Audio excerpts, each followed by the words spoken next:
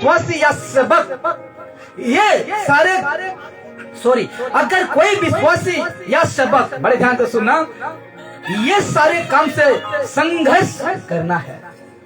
Hallelujah, समझे? ये सारे काम, जितने कामों को मैंने दिखाया, जितने कामों को मैंने आपको स्क्रीन में दिखाए, कहता है अगर कोई विश्वासी हो या सेवक हो, ये सारे काम से संघर्ष करना है। जिसको कहते हैं टक्कर देने वाला। हालेलुया, क्या करने वाला? उस काम से टक्कर देने वाला। हालेलुया, व्यभिचार से टक्कर लगा ताकि वो हार जाए, आप नहीं हारे। हालेलुया, बुरे संगति से टक्कर देने वाला बनो। लिखा गया ना, संघर्ष करना है आपको। इस सारे विषय में क्या करना है? संघर्ष, लड़ना है, सामना करना है, क्योंकि आपको जीतना है। वहां से क्या करना है? जीतना है, विजय प्राप्त करना है। इसलिए कहता है संघर्ष करना है। किस किस को? जो कोई यीशु को विश्वास करता है, विश्वासी या सेवक को आज संघर्ष करना है। संघर्ष करना है। अगर कोई संघर्ष करने नहीं पाता है, अगर कोई टक्कर देने नहीं पाता है, तो दोबारा परमेश्वर के पास आने में उसको अनहोना है। हालेलुया, कोई व्यक्ति उस काम से संघर्ष करने नहीं पाता है, हार जाता है, वही करता है 5 साल के बाद, 10 साल के बाद वही करता है, और जब वो हार जाता है तो कहता है तो दोबारा परमेश्वर के पास आने में उसको अनहोना है। अनहोना है, मुश्किल है। उस व्यक्ति को आने के लिए मुश्किल है, क्योंकि लत लग चुका है। व्यभिचार का लत लग चुका है। 5 साल के बाद, 5 साल बहुत मजबूत हैं, लेकिन अब लत लग चुका है। खैनी नहीं खाते थे, लत लग चुका है। 10 साल के बाद खैनी लग चुका है। ऐसे लोगों से दोस्ती किए, ऐसे लोगों से जाना आना किए कि वो आज आप करने लग रहे हैं। हालेलुया, कहाँ गया वो डर? कहाँ गया वो डर? जिस दिन फर्स्ट टाइम आप यीशु को जीवन दिए थे, घंटों बाइबल पढ़ते थे, हर दिन शाम को आप प्रार्थना बैठते थे यीशु के साथ, परिवार को लेकर भी कहते थे कि आओ परमेश्वर को महिमा करें। अब वो डर कहाँ गया? अब वो आत्मिक जीवन कहाँ गया? सिर्फ 10 साल, उसके बाद जैसे के तैसे, सिर्फ 5 साल, उसके बाद जैसे के तैसे, सिर्फ 20 साल, उसके बाद जैसे के तैसे फंस जाएंगे उसी में। आपको संघर्ष करना है मेरे प्यारे, आपको वहां से गुजरना है, वहां से आपको चलना है।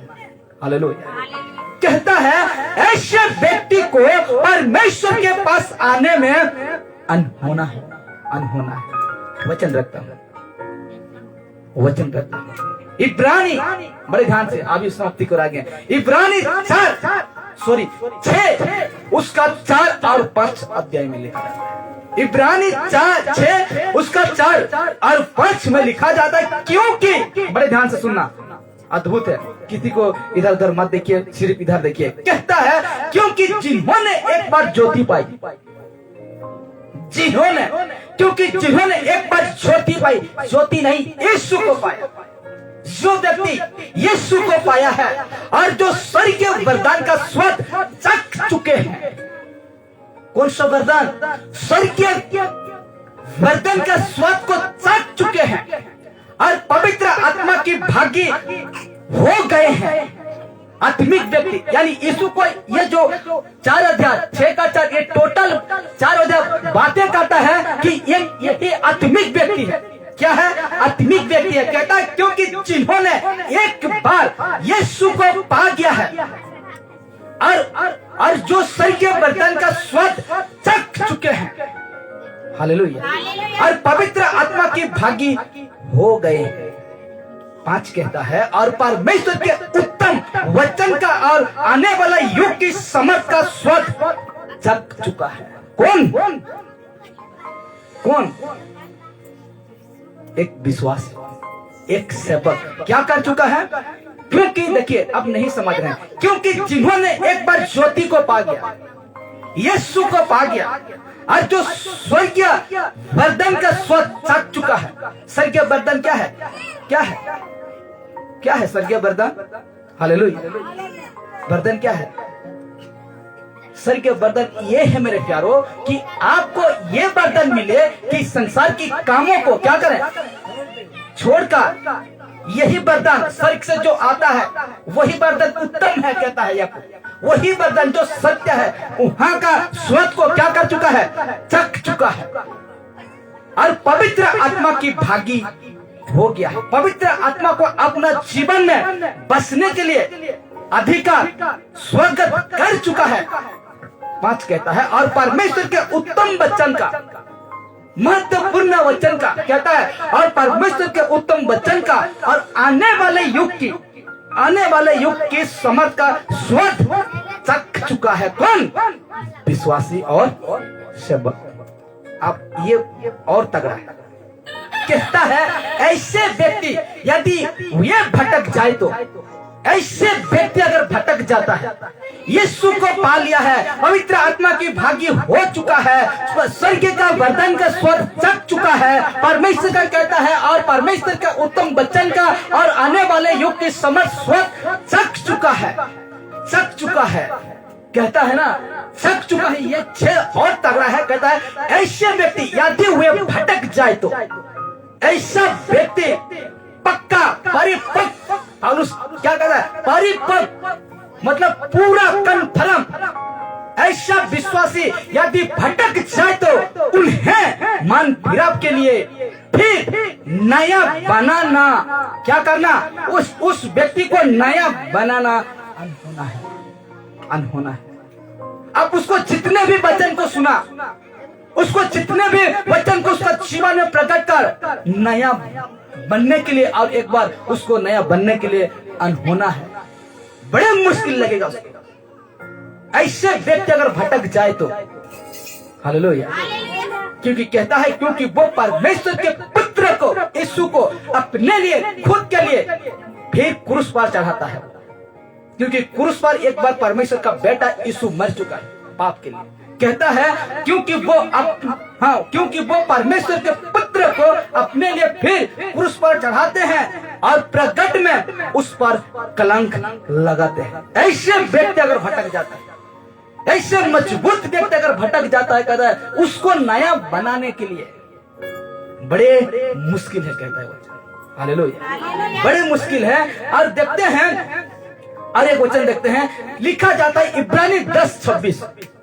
इब्रानी 10:26 में लिखा जाता है क्योंकि सच्चाई की पहचान, क्योंकि सच्चाई की पहचान प्राप्त करने के बाद, यीशु को जानने की बात, यदि हम आप मैं अगर जानबूझकर, क्या कैसे जानबूझकर पाप करते रहे।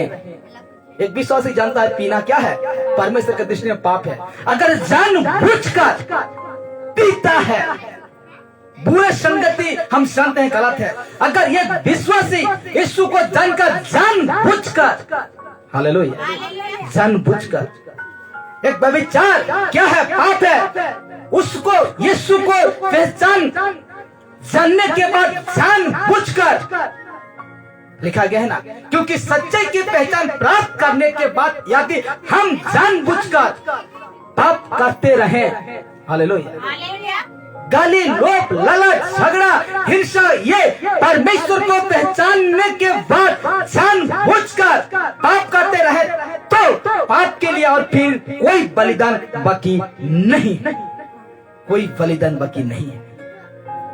हालेलुया, कोई बलिदान बाकी नहीं है। अब देखना चाहते हैं ऐसे व्यक्ति को जो जानबूझकर करता है, जानता है यीशु को जानने के बाद छोड़ चुका था खैनी, लेकिन अब जानबूझकर खैनी खाता है, जानबूझकर। हालेलुया।